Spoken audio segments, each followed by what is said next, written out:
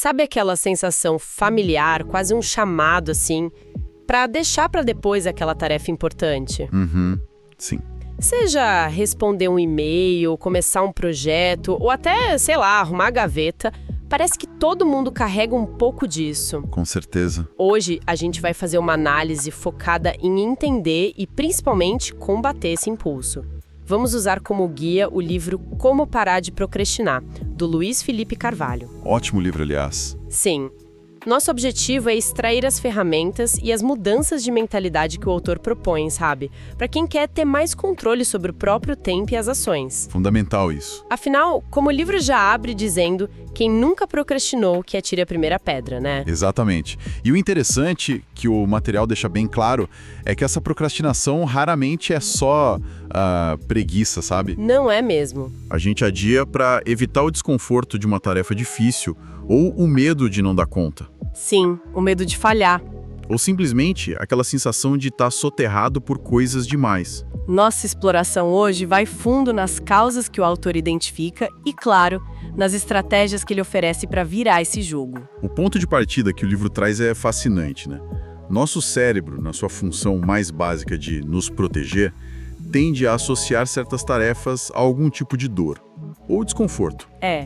Pode ser o esforço mental, o medo de errar, ou só a chatice da coisa mesmo. Exato. E aí, instintivamente, ele nos afasta disso. É nesse momento que surgem aquelas justificativas internas, que o autor chama de histórias que contamos a nós mesmos. Ah, as histórias. Tipo, não tenho tempo agora, isso é complicado demais pra mim, preciso esperar o momento certo, totalmente. E o que dá uma profundidade maior a essa ideia, eu acho, é a conexão que ele faz com as 6 necessidades humanas, um conceito do Anthony Robbins, né, citado no livro. Sim, bem lembrado. A procrastinação pode ser vista como uma tentativa meio torta, assim, de satisfazer necessidades básicas. Por exemplo, ao evitar uma tarefa desafiadora, a pessoa busca a certeza. A segurança do conhecido. Isso, evitando o risco do fracasso, do desconforto, ou às vezes até significado. Quando alguém se apega à identidade de sou procrastinador, como se isso explicasse tudo. Nossa, se identificar com isso. As outras necessidades, incerteza, variedade, amor, conexão, crescimento, contribuição também nos movem, claro.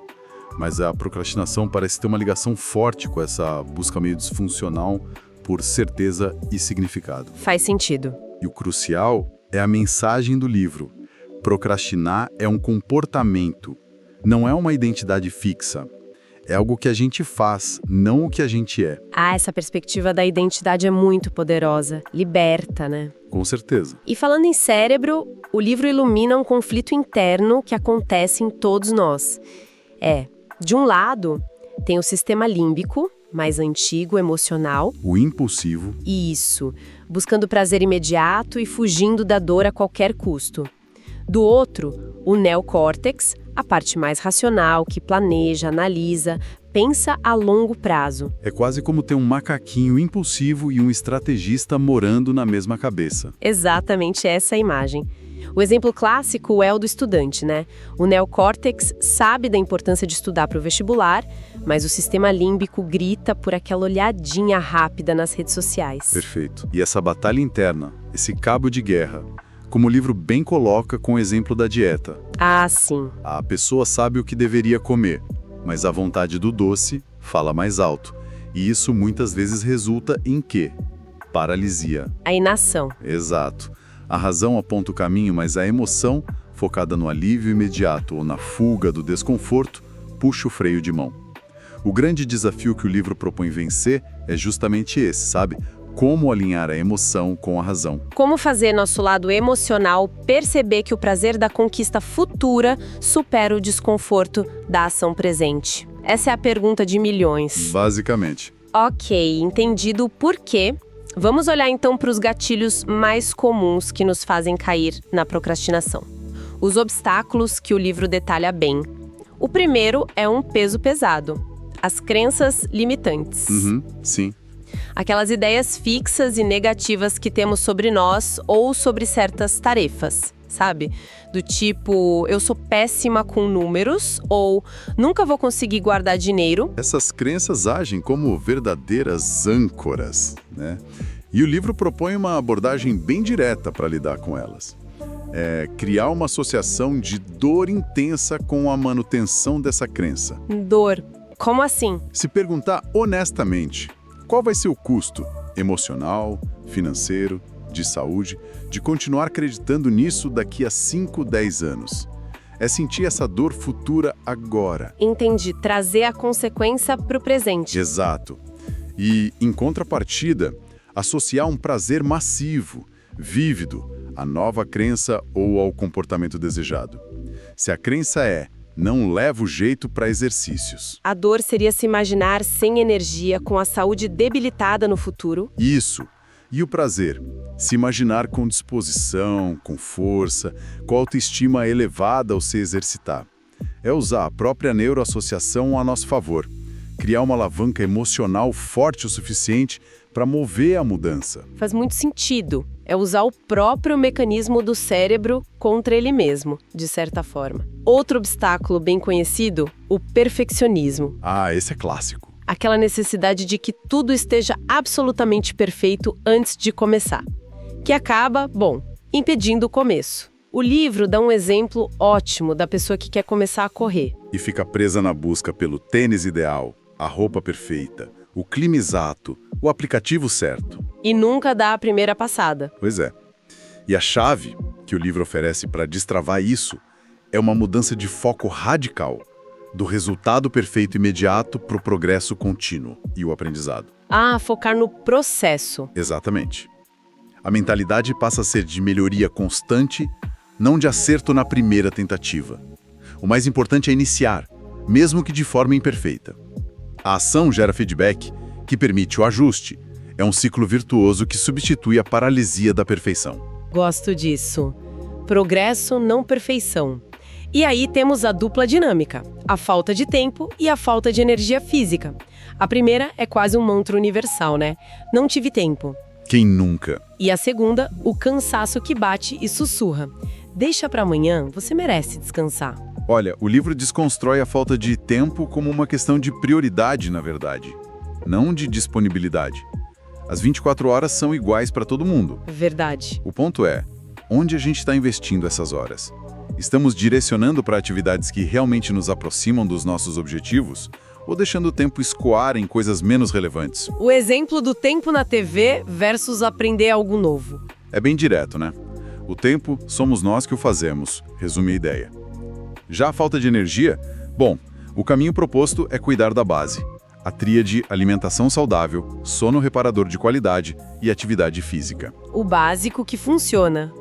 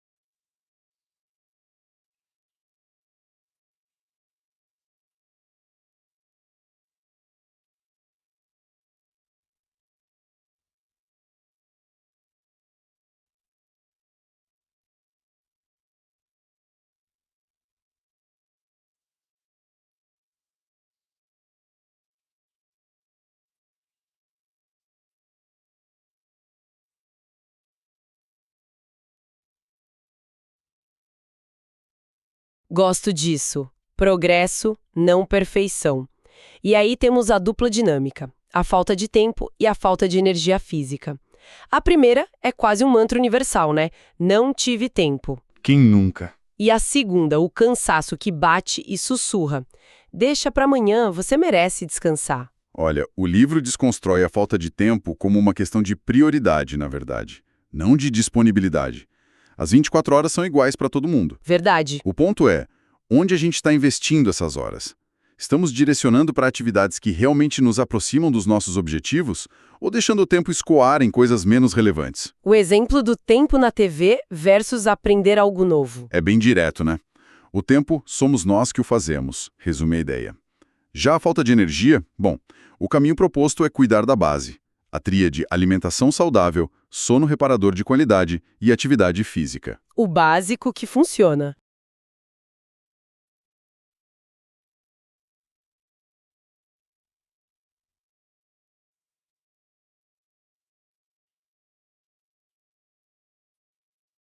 Exato. Energia não é algo místico, é um recurso físico e mental que precisa ser cultivado. O autor até compartilha a experiência dele com artes marciais, mostrando que encontrar algo prazeroso ajuda a manter a consistência. E hidratação também, né? Fundamental. E claro, a hidratação também entra nessa conta. Super importante. E por fim, nessa lista de barreiras, vem aquela sensação de afogamento, o excesso de tarefas, a sobrecarga, olhar para uma lista gigante e simplesmente travar. Não saber nem por onde começar. Isso. A estratégia aqui é mudar a perspectiva. Em vez de focar na montanha de tarefas, mirar no resultado final desejado, no porquê daquilo tudo. E, claro, quebrar grandes projetos em passos menores, mais gerenciáveis. Dividir para conquistar. Basicamente, a analogia do livro é excelente. Pensar em construir uma casa pode ser paralisante pela complexidade, mas pensar em planejar a viagem dos sonhos. Mesmo com várias etapas, parece mais leve. Exato. Reservar hotel, comprar passagem, fazer roteiro. Parece mais leve porque o foco está no prazer do destino final. Trata-se de identificar o que realmente importa para os seus objetivos, anotar para dar clareza, o ato de escrever firma o compromisso e focar em dar um passo de cada vez. Ok, mapeamos o terreno, entendemos as raízes da procrastinação, os obstáculos mais frequentes. Agora, a parte prática. Como sair disso? Quais são as ferramentas que o livro oferece para, de fato, parar de procrastinar? A primeira parece ser o alicerce de tudo. Ter um propósito claro e forte. Uma razão que vá além do benefício próprio. Algo maior que nos motive. Sim, o propósito atua como um motor interno.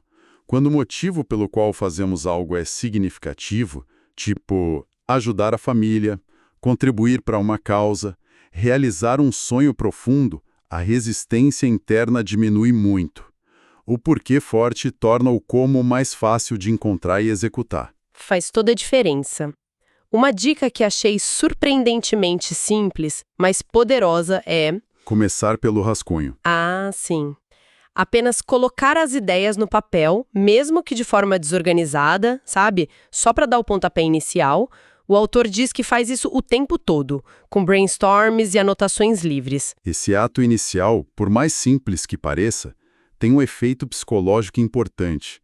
Ele quebra a inércia. Sinaliza para o cérebro que aquela tarefa ou objetivo saiu do campo das ideias e entrou no campo da ação, mesmo que embrionária. Tira o peso da página em branco. Exatamente. Reduz a intimidação. Falando em objetivos, o planejamento é a chave. O livro destaca a importância de definir metas usando o método SMART. SMART. Isso. Ou seja, elas precisam ser específicas, mensuráveis, atingíveis, relevantes e temporais. Isso parece transformar um desejo vago em algo concreto, palpável, né? Exatamente. O SMART tira a meta do mundo do um dia, talvez, e traz para a realidade. Quero ficar em forma. Vira o quê? Vou reduzir meu percentual de gordura em 5% até 30 de junho, treinando 3 vezes por semana e ajustando a alimentação. Perfeito. A especificidade, 5%, torna mensurável. Ser atingível evita a frustração, talvez começar com 2%. A relevância conecta com um propósito maior, mais saúde, disposição. E o temporal, até 30 de junho. Esse é crucial. O prazo. Sim, cria um senso de urgência saudável, um prazo que nos impulsiona a agir. Sem data, a meta vira um sonho eterno, né? É verdade. Fica solto. Agora, uma estratégia que pode soar um pouco intensa: criar dor ao procrastinar. Usar aquela alavanca emocional que a gente falou antes, mas de forma deliberada. Sim, usar a dor a nosso favor. Se perguntar, o que de pior pode acontecer se eu continuar adiando isso? É isso. É por aí. Pode parecer contraintuitivo, mas a ideia é usar o mecanismo natural do cérebro, evitar a dor a nosso favor. É associar uma dor futura, massiva, insuportável, à inação presente. Nossa! Perguntas como minha vida vai estar daqui a 5 anos se eu não mudar isso? Que oportunidades eu vou perder? Como eu vou me sentir? O objetivo é fazer com que a dor de não agir se torne maior do que o desconforto de agir. É chegar num limite.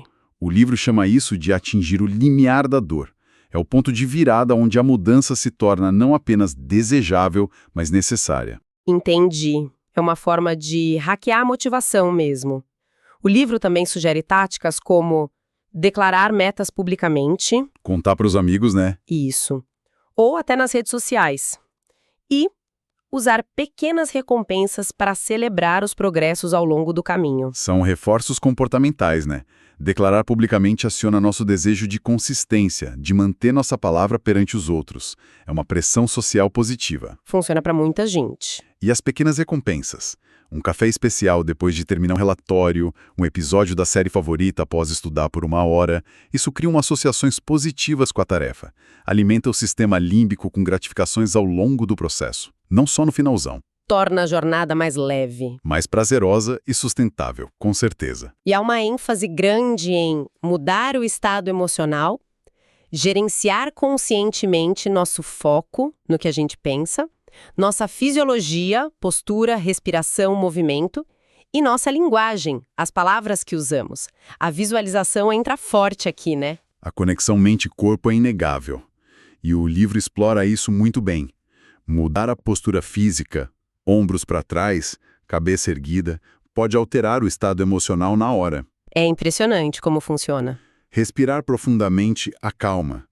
Usar palavras positivas, eu consigo, estou aprendendo, em vez de negativas, é muito difícil, não vou dar conta, muda a percepção da tarefa. A linguagem que a gente usa com a gente mesma. Exato. E a visualização é uma ferramenta poderosíssima. Criar uma imagem mental vívida do sucesso, sabe? Sentindo as emoções positivas da conquista. O autor relata ter usado isso para passar no exame de direção, imaginando cada etapa com sucesso. Que legal! E é crucial notar que a visualização negativa, focar nos obstáculos e falhas, também acontece, muitas vezes sem a gente perceber. E ela precisa ser substituída ativamente pela positiva. Direcionar o pensamento. E para engrenar a ação de vez, tem a dupla dinâmica: criar momentum e praticar a antecipação. Momentum seria começar com ações pequenas e imediatas para pegar embalo. Isso, como ligar para agendar algo, escrever o primeiro parágrafo, arrumar a mesa de trabalho, coisas pequenas. Para dar o start. Exato. O momentum é a física aplicada à produtividade. Um corpo em movimento tende a permanecer em movimento. Pequenas vitórias iniciais geram confiança e energia para os próximos passos. Quebra a inércia e diminui aquela sensação de tarefa gigantesca. Cada pequena ação concluída alimenta a motivação para a seguinte. Gostei. E a antecipação seria agir antes da urgência bater na porta? Precisamente. Cuidar das finanças antes de entrar no vermelho, fazer exames de saúde preventivos, usar o tempo livre para aprender algo útil para o futuro, como o autor fez com o inglês, por exemplo. Agir proativamente. A antecipação é o antídoto para viver apagando incêndios. É olhar para frente, planejar, preparar-se para desafios futuros e agir de forma proativa. Isso não só reduz o estresse, como cria uma sensação de controle e direcionamento na vida. Evita que imprevistos ou as urgências dos outros ditem nossa agenda. Muito bom. E por último, uma mudança de perspectiva interessante. Encarar objetivos como projetos de longo prazo. Ah, essa visão é importante. Adotar uma visão mais ampla, dividindo em fases, focando no processo e aprendendo com ele. Como um artista que aprimora sua técnica a cada obra, ou o exemplo do autor aprendendo artes marciais, faixa por faixa. Isso cultiva a paciência e a resiliência. Duas qualidades essenciais para superar a procrastinação em tarefas mais complexas. Entender que grandes feitos levam tempo e que errar faz parte do aprendizado. Como uma criança aprendendo a andar. Exatamente. Que cai e levanta sem se julgar, sem aquelas crenças limitantes que o adulto tem. Liberta da pressão do resultado imediato e permite valorizar a jornada de crescimento, o processo em si. Ufa, que jornada por essas ideias! Fazendo um balanço da nossa exploração aqui, fica claro que a procrastinação na visão do Luiz Felipe Carvalho é complexa sim, ligada à forma como o nosso cérebro busca segurança e evita desconforto, e também as histórias que contamos para nós mesmas. Mas o ponto central é que não é uma condição permanente. O livro nos entrega uma caixa de ferramentas bem recheada, né? Desde entender as raízes do conflito cerebral, as necessidades, as crenças, até um conjunto robusto de estratégias práticas. É um arsenal mesmo. Encontrar propósito, planejar com smart, dominar o estado emocional, gerar um momentum com pequenas ações, antecipar desafios e encarar a jornada como um projeto. A grande mensagem parece ser que retomar o controle é totalmente possível. Sem dúvida. E a essência dessa retomada que o livro martela bastante é uma combinação de mudança de mentalidade, mudar a forma de pensar, como diz o autor, com ação consistente e repetição. A famosa prática. É a prática, que transforma o conhecimento em habilidade e, eventualmente, em hábito. Um ponto interessante também é a sugestão de buscar um equilíbrio consciente entre a zona de realização, onde a gente está crescendo, tocando nossos projetos, e a zona de distração. Exato, que inclui o descanso, o lazer. Ambos são necessários. Não se trata de eliminar a distração, mas de gerenciá-la, intencionalmente. Perfeito. E para fechar nossa conversa, uma reflexão que ecoa uma citação de Anthony Robbins, presente no livro. Biografia não é destino. Poderosa essa frase. Muito. Nosso histórico de procrastinação, os hábitos passados, eles não precisam definir nosso futuro. A capacidade de escolher agir diferente existe a cada momento. Sempre existe. Então fica a provocação. Qual seria a menor ação possível, talvez inspirada por algo que a gente discutiu aqui, que poderia ser o primeiro passo para quebrar a inércia? Para começar a construir um novo capítulo. Quem sabe, ainda hoje.